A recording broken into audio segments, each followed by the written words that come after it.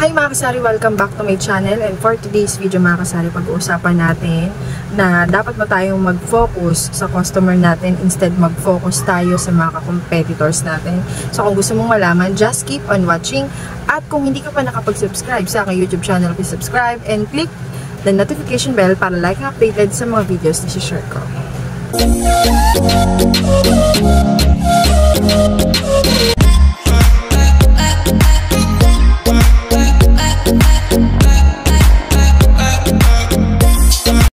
So ito na nga mga kasari, no, pag-usapan natin na dapat tayong mag-focus sa customer natin instead na mag-focus tayo sa mga kakompetensya natin. So for me, talagang dapat is mag-focus tayo sa mga customer natin, lalo na yung mga loyal customer natin na everyday na bumibili sa atin at talagang loyal talaga sa tindahan natin.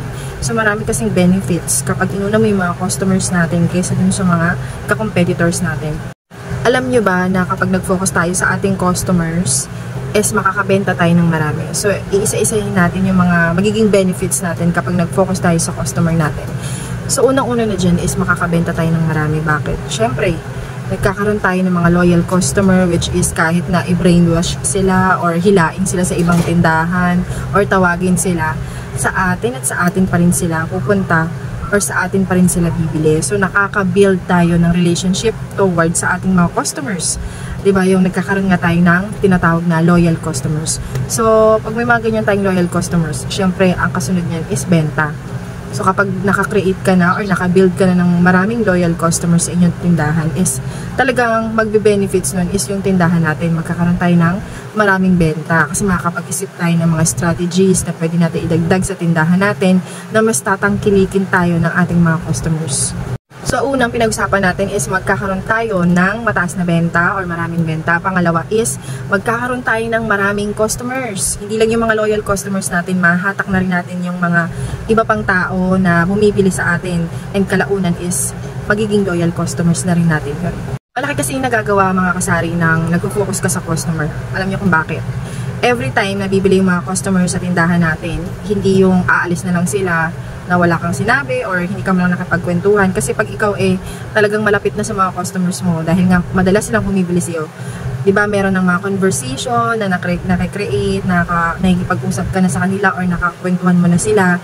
Tapos sila mismo yung kukuha ng ibang customer na dadalhin sa tindahan mo. Like for example, mayroon akong loyal customer, like ko siya nakakausap, syempre pakikitungan mo siya na maayos, and syempre lahat ng hinahanap niya is nasa tindahan mo, kaya talagang madalas siyang pupunta sa'yo. Pag uwi niya sa bahay, may mga kamag-anak yan.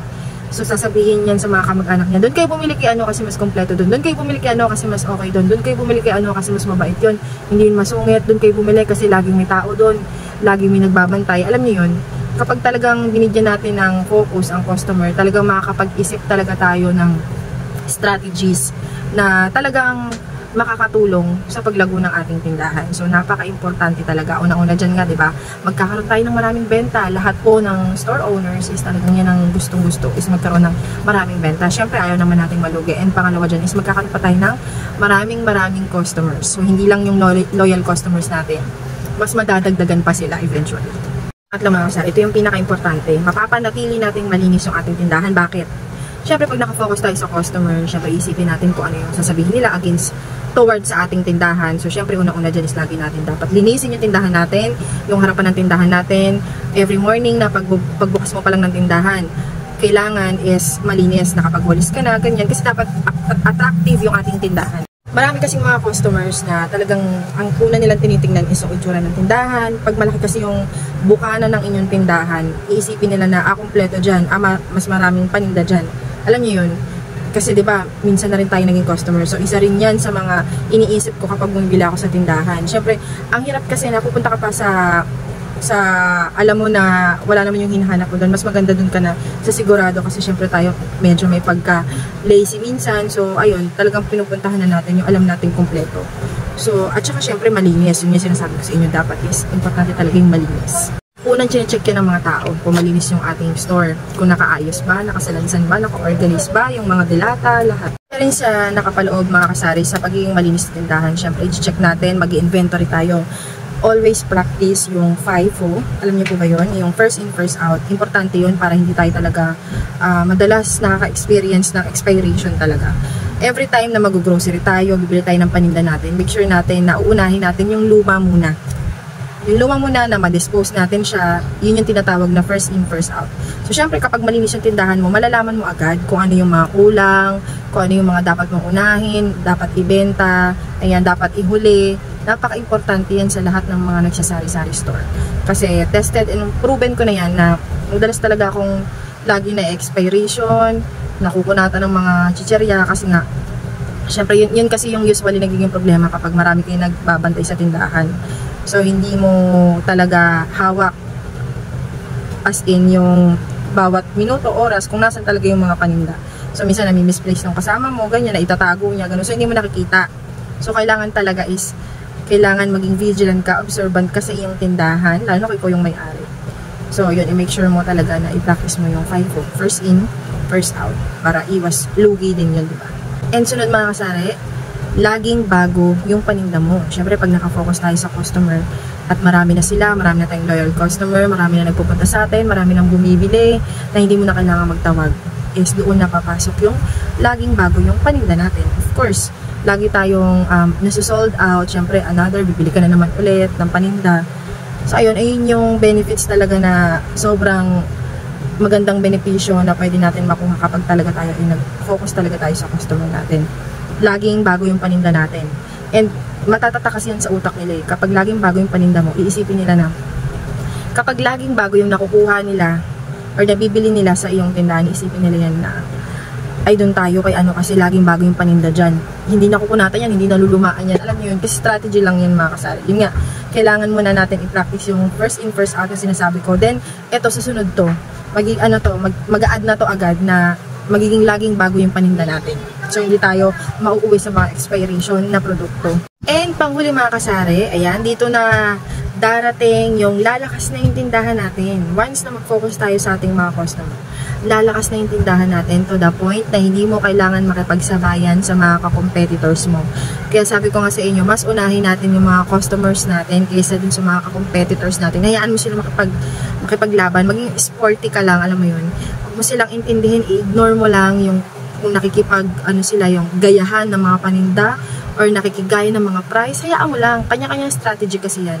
So, kung magpapa-apekto ka sa kanya, sasabayan din ang tindahan mo yon. Ma-apektuhan na yung tindahan mo. Kaya mas maganda na mag-focus tayo sa customer. So, dito nga darating yung lalakas yung tindahan natin na hindi na tayo kayang banggain ng ating mga competitors kasi ano na siya, stabilized na siya, stable na siya, alam mo yun, nakapag-build ka na ng mga loyal customer mo na hindi ka talaga iiwan, as in, kahit anong mangyari sa'yo pa rin bibili. So, ang sarap lang isipin, di ba, na yung tindahan mo na nag-umpisa sa ganito, maliit, tapos eventually, yearly, or nagkakaroon ng improvement, maganda yung ganun kaysa yung pababa, di ba? Maganda yung unti-unti tumataas. So, ayun, di ba? Masarap yung ganun. Kaya, advice ko lang talaga is mag-focus ka sa customers mo, hindi sa ka-competitors mo. Wag kayong mag-price war. Against ako dyan sa price war niyo. Intindahan namin talagang mura ako magbenta compare sa mga competitors ko. Hindi ko naman sinasabi, hindi ko binababaan because of ayoko sila makabenta or anything. Kaya mababa yung mga paninda namin. Kasi nakukuha ko rin siya ng mababa dahil nga per box nga kami mamili. Per box, per dozen, as in maramihan talaga. Kasi nga, nakapag-build na ako ng mga customers ko, ng mga loyal customers ko. Yun kasi talaga yung una nating i-achieve kapag meron tayong sari-sari store. Kailangan talaga natin pagtrabahuan yung mga customers natin. Yan kasi yung bibili sa atin. Diyan kasi tayo magkakapera. Alam niyo yun. So talagang kailangan is ingatan natin yung mga customers natin. So, ayun mga kasari, sana may natutunan kayo sa aking sharing. Lahat po ng mga sinishare ko dito sa aking vlogs is, ano yan, by experience yan. Experience ko na yan. Kaya sinishare ko sa inyo kasi gusto ko na makatulong din sa inyo. Yung mga naging experience ko, either bad yan or good yan. So, ito talaga, proven and tested ko to na kung ikaw ay magtatayo ng isang sari-sari store, mag-focus ka talaga muna sa iyong customer. Kailangan meron ka talagang ma-build ng mga customers, mga loyal customers na tinatawag, na talagang kahit may mga ganun kasing tindahan hinihila, niyayaya, tinatawag para hindi na sa'yo bumili, sa kanya na bumili. Alam mo yung pag ikaw ay nakabuild talaga ng loyal customer, kahit tawagin niya pa yan, kahit hilain niya pa yan, may kipag-away pa yan doon, sasabihin nun na, ba't mo ako kailangan diktahan ko saan ako bibili, diba? So kapag nakakita ka ng ganung customer, ay nako, masasabi mo talaga na the best yung customer na yun. So syempre kailangan pakisama natin yung customer, bigay natin kung ano yung kailangan niya in limitation. So wag naman tayo lumagpas din sa limitation. So yung tamang treatment sa isang customer. So yun, and ang pinaka-importante din pala is kailangan kumpletuhin natin yung ating tindahan. Lagi ko yung sinasabi, normal lang na mag-umpisa tayo sa maliit na tindahan. Eventually, maganda talaga na magkaroon ng improvement, ganyan, napataas siya. So, habang tumatagal yung tindahan natin, kumpletuhin natin yung tindahan natin, pa isa-isa, pa dalawa. Basta every time na bibili si customer na wala ka, ilista mo yun. Yun yung bilihin mo the next na mamimili ka. So, kahit bumili ka lang ng dalawa lang na pirasong ganun, at least, pag bumalik siya at nagtanong siya, meron kang may bibigay. So, doon nga pumapasok yung pag-focus natin sa customer natin. Napaka-importante talaga na mag-focus tayo sa customer natin. I-ignore natin lahat ng competitors natin. Hayaan natin sila. Ano yan, iba't ibang diskarte yan. So, ayun yung the best na diskarte na mai-share ko sa inyo. So, yun nga, sana may natutunan kayo sa aking sharing. So, kung hindi ka pa nakapag-subscribe sa aking YouTube channel, please subscribe and click the notification bell para lagi kang updated sa mga videos na i-share ko.